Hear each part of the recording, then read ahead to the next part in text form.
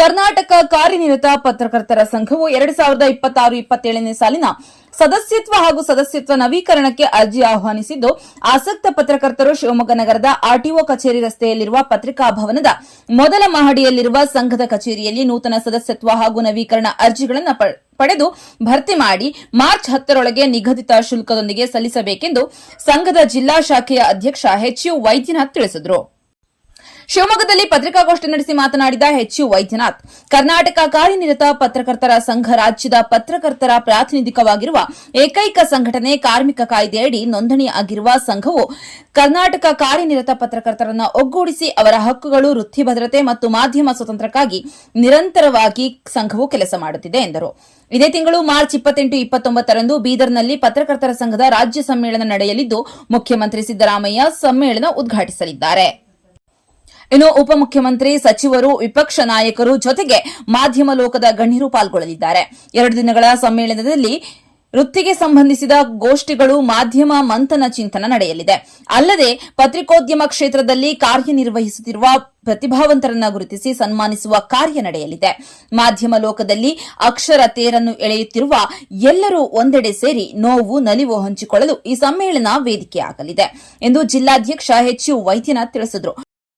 ಒಂದು ಸಣ್ಣ ಬ್ರೇಕ್ ಮುಗಿಸಿ ವೈದ್ಯನಾಥ್ ಏನ್ ಹೇಳಿದ್ರು ಕೇಳೋಣ ಬನ್ನಿ.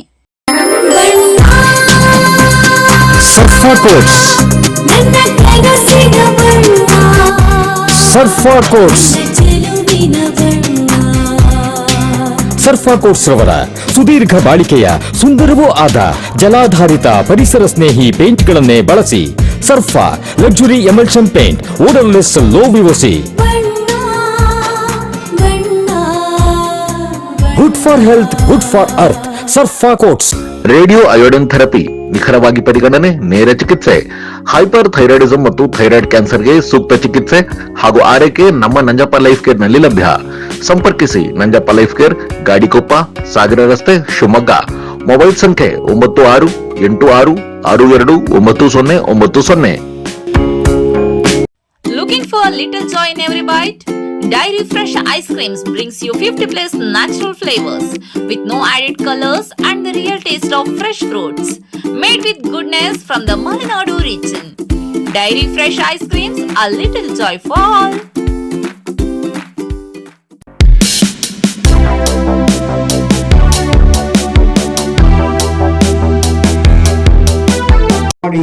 ಎಲ್ಲರೂ ಕೂಡ ಸಂಘದ ಸದಸ್ಯತ್ವವನ್ನು ತಗೊಳ್ಬೇಕು, ಆ ಮೂಲಕ ಸಂಘಟನೆಯನ್ನು ಬಲಪಡಿಸಬೇಕು ಅಂತ ಹೇಳಿ ನಿಮ್ಮಲ್ಲಿ ನಾನು ವಿನಂತಿಯನ್ನು ಮಾಡ್ತೀನಿ.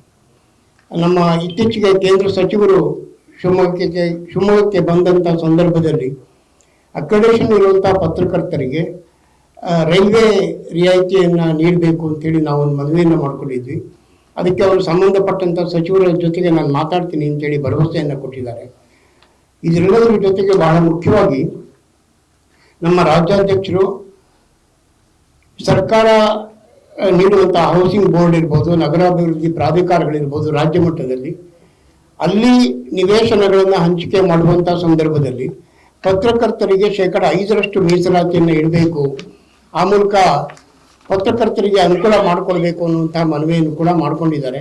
ಆ ಬಗ್ಗೆ ಕೂಡ ಸದ್ಯದಲ್ಲಿ ಒಂದು ಸಕಾರಾತ್ಮಕವಾದಂಥ ತೀರ್ಮಾನ ಬರೋದಿದೆ.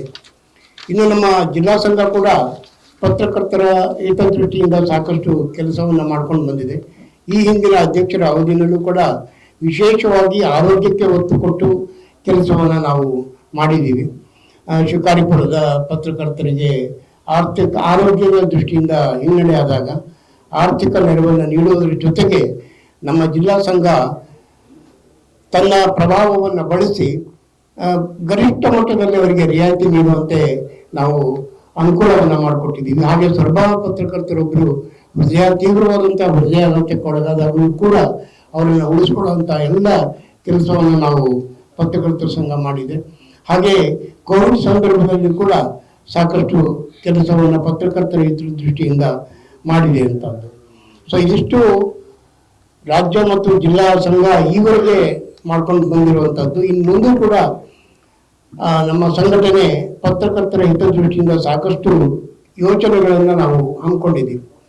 ಅದರಲ್ಲಿ ವಿಶೇಷವಾಗಿ ಪತ್ರಕರ್ತರು ಮತ್ತು ಅವರ ಕುಟುಂಬದವರಿಗೆ ಬಹುಶಃ ಏಪ್ರಿಲ್ ಮೊದಲನೇ ವಾರ ಈ ಎಕ್ಸಾಮ್ಗಳೆಲ್ಲ ಮುಗಿದ ನಂತರ ಒಂದು ಕುಟುಂಬ ಮಿಲನ ಮತ್ತು ಕ್ರೀಡಾಕೂಟವನ್ನು ಕೂಡ ನಾವು ಆಯೋಜನೆ ಮಾಡೋರಿದ್ದೀವಿ. ಹಾಗೆಯೇ ಮೇ ಕೊನೆಯ ವಾರ ಅಥವಾ ಜೂನ್ ಮೊದಲನೇ ವಾರದಲ್ಲಿ ಒಂದು ಪ್ರವಾಸವನ್ನು ಕೂಡ ನಾವು ಆಯೋಜನೆ ಮಾಡಬೇಕು ಅಂತೇಳಿ ತೀರ್ಮಾನವನ್ನು ಮಾಡಿದ್ದೀವಿ. ಹಾಗೆಯೇ ಪತ್ರಕರ್ತರಿಗೋಸ್ಕರ ನಾವು ಈ ಹಿಂದೆ ರವಿಯವರು ಅಧ್ಯಕ್ಷರಾಗಿದ್ದಂಥ ಸಂದರ್ಭದಲ್ಲಿ 11 ಜನ ಹಿರಿಯ ಪತ್ರಕರ್ತರ ಹೆಸರಿನಲ್ಲಿ ಪ್ರಶಸ್ತಿಯನ್ನು ನಾವು ಪ್ರಕಟ ಮಾಡಿದ್ವಿ. ಅದೇ ರೀತಿ ಈಗಲೂ ಕೂಡ ಅದನ್ನು ಮುಂದುವರಿಸಬೇಕು.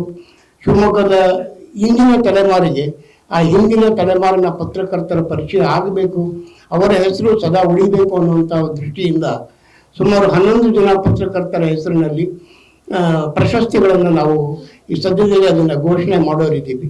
ಹಾಗೆಯೇ ಪತ್ರಕರ್ತರಲ್ಲಿ ಬರೆಯುವ ಮತ್ತು ವಿಮರ್ಶೆ ಮಾಡುವ ಅಭ್ಯಾಸವನ್ನು ಬೆಳೆಸಬೇಕು ಅನ್ನುವಂಥ ದೃಷ್ಟಿಯಿಂದ ತಿಂಗಳ ಪತ್ರಕರ್ತ ಅನ್ನುವಂಥ ಒಂದು ವಿಶೇಷ ಕಲ್ಪನೆಯೊಂದಿಗೆ ಪ್ರಶಸ್ತಿಯನ್ನು ಕೂಡ ನೀಡಬೇಕು ಅಂತೇಳಿ ನಾವು ಯೋಚನೆ ಮಾಡಿದ್ದೀವಿ. ಇವೆರಡೂ ಕೂಡ ಜಿಲ್ಲಾ ಮಟ್ಟದಲ್ಲಿ ನಡೆಯುವಂತಹ ಪ್ರಕ್ರಿಯೆಗಳು.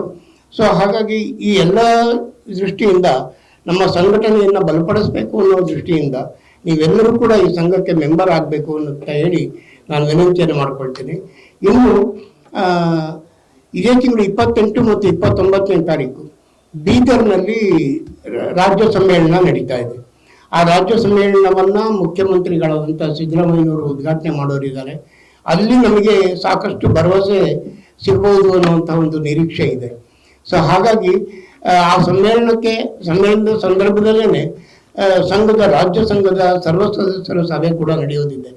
ಸೊ ಆ ನಿಟ್ಟಿನಲ್ಲಿ ನಮ್ಮ ಎಲ್ಲ ಸದಸ್ಯರು ಕೂಡ ಅಲ್ಲಿ ಸಕ್ರಿಯವಾಗಿ ಪಾಲ್ಗೊಳ್ಬೇಕು ಅಂತೇಳಿ ನಾನು ವಿನಂತಿಯನ್ನು ಮಾಡ್ಕೊಳ್ತೀನಿ. ಬೀದರ್ನಲ್ಲಿ ನಡೆಯುವಂಥ ಸರ್ವ ಸದಸ್ಯರ ಸಭೆ ಮತ್ತು ರಾಜ್ಯ ಸಮ್ಮೇಳನಕ್ಕೂ ಕೂಡ ತಾವೆಲ್ಲರೂ ಭಾಗಿಯಾಗಬೇಕು ಅಂತೇಳಿ ವಿನಂತಿಯನ್ನು ಮಾಡ್ಕೊಳ್ತಾ ಇದ್ದೀನಿ. ಪತ್ರಿಕಾ ಭವನದಲ್ಲಿ ಮೇಲ್ಗಡೆ ಇರ್ತಕ್ಕಂಥ ನಮ್ಮ ಕಚೇರಿಯಲ್ಲಿ 10ನೇ ತಾರೀಕುವರೆಗೂ ಬೆಳಗ್ಗೆ 10 ರಿಂದ 12 ಗಂಟೆವರೆಗೂ ಸಿಗುತ್ತೆ. ಆಸಕ್ತ ಪತ್ರಕರ್ತರು, ಕಾರ್ಯನಿರತ ಪತ್ರಕರ್ತ ಯಾರಿದ್ದೀರಾ ದಯಮಾಡಿ ಒಂದು ನಿಮ್ಮ ಅಪ್ಲಿಕೇಶನ್ನ ತಗೊಂಡು ಅದನ್ನು ಭರ್ತಿ ಮಾಡಿ ನಿಗದಿತ ಶುಲ್ಕ ಜೊತೆಗೆ ಅದನ್ನ 10ನೇ ತಾರೀಕು ಒಳಗಡೆಗೆ ಸಲ್ಲಿಸ್ಬೇಕು ಅಂತೇಳಿ ಕೇಳ್ಕೊತೀನಿ. ಇಡೀ ರಾಜ್ಯದಲ್ಲಿ ಪತ್ರಕರ್ತರ ಪ್ರಾತಿನಿಧಿಕ ಸಂಘಟನೆಯಾಗಿ ಕಾರ್ಯನಿರತ ಪತ್ರಕರ್ತರ ಸಂಘ ಇದೆ. ಸುಮಾರು 12 ರಿಂದ 13 ಸಾವಿರ ಜನ ರಾಜ್ಯಾದ್ಯಂತ ಪತ್ರಕರ್ತರಿದ್ದಾರೆ. ನಿರಂತರವಾಗಿ ಪತ್ರಕರ್ತರ ಹಿತಾಸಕ್ತಿಯನ್ನು ಕಾಪಾಡೋದಕ್ಕೆ, ಅವರ ಶ್ರೇಯೋಭಿವೃದ್ಧಿಗೆ, ಅವರ ನಾಲೆಡ್ಜ್ ಇಂಪ್ರೂವ್ಮೆಂಟ್ಗೆ ಬೇರೆ ಬೇರೆ ಇಡೀ ರಾಜ್ಯಾದ್ಯಂತ ಎಲ್ಲ ಜಿಲ್ಲೆಗಳಲ್ಲಿ ಮತ್ತು ಹೊರ ರಾಜ್ಯದಲ್ಲೂ ಕೂಡ ನಮ್ಮ ಪತ್ರಕರ್ತರ ಸಂಘದ ಘಟಕಗಳಿದ್ದಾವೆ. ನಿರಂತರವಾಗಿ ಚಟುವಟಿಕೆಗಳನ್ನ ಬೌದ್ಧಿಕ ಬೆಳವಣಿಗೆ ಸಹಕಾರಿಯಾಗುವಂತೆ ಕ್ರೀಡಾಕೂಟಗಳನ್ನ ಆಯೋಜನೆ ಮಾಡ್ತಿದ್ವಿ. ಅದೇ ರೀತಿ ಸೆಮಿನಾರ್ಗಳನ್ನು ಮತ್ತು ಅದೇ ರೀತಿ ಸಾಂಸ್ಕೃತಿಕ ಕಾರ್ಯಕ್ರಮಗಳನ್ನ ಕೂಡ ಪತ್ರಕರ್ತರ ಸಂಘ ನಿರಂತರವಾಗಿ ಆಯೋಜನೆ ಮಾಡ್ತೀವಿ. ಎಲ್ಲಕ್ಕಿಂತ ಮುಖ್ಯವಾಗಿ ಪತ್ರಕರ್ತರ ಹಿತಾಸಕ್ತಿಯನ್ನು ಗಮನದಲ್ಲಿಟ್ಕೊಂಡು ಅವರಿಗೆ ಸರ್ಕಾರದಿಂದ ಸಿಗಬೇಕಾದಂಥ ಸವಲತ್ತುಗಳನ್ನ ದೊರಕಿಸ್ಕೊಡೋದಕ್ಕೆ, ಅದೇ ರೀತಿ ರಾಜ್ಯದ ಎಲ್ಲೇ ಆಗಲಿ ಅಥವಾ ಎಲ್ಲೇ ಆಗಲಿ ಪತ್ರಕರ್ತರಿಗೆ ಏನಾದ್ರು ದೌರ್ಜನ್ಯ ಆದರೆ ಅದರ ವಿರುದ್ಧ ಕೂಡ ಧ್ವನಿ ಎತ್ತುವ ಮೊದಲ ಸಂಘಟನೆ ಕಾರ್ಯನಿರತ ಪತ್ರಕರ್ತರ ಸಂಘ. ಇಂಥ ಮಹತ್ವದ ಸಂಘ ಈಗ 100 ವರ್ಷದ ಡಿ.ವಿ.ಜಿ ಅವರು ಸ್ಥಾಪನೆ ಮಾಡಿದ ಈ ಸಂಘ ಮೈಸೂರು ಮಹಾರಾಜರ ನೆರವಿನಿಂದ ಈಗ 100 ವರ್ಷದ ಹತ್ತತ್ರ ಬರ್ತಾ ಇದೆ. ಇಂಥ ಐತಿಹಾಸಿಕ ಸಂಘಟನೆಯ ಸದಸ್ಯರಾಗೋದು, ಅದರ ಪದಾಧಿಕಾರಿಗೆ ಕೆಲಸ ಮಾಡೋದು ನಿಜವಾಗ್ಲೂ ಕೂಡ ಹೆಮ್ಮೆ ಪಡುವಂಥ ವಿಷಯ. ಇಂಥ ಒಂದು ಮಹತ್ವದ ಸಂಘಟನೆಯ ಪಾಲುದಾರರಾಗಬೇಕು ಅಂತೇಳಿ ನಾನು ಎಲ್ಲರೂ ಕೂಡ ರಿಕ್ವೆಸ್ಟ್ ಮಾಡ್ಕೊತೀನಿ.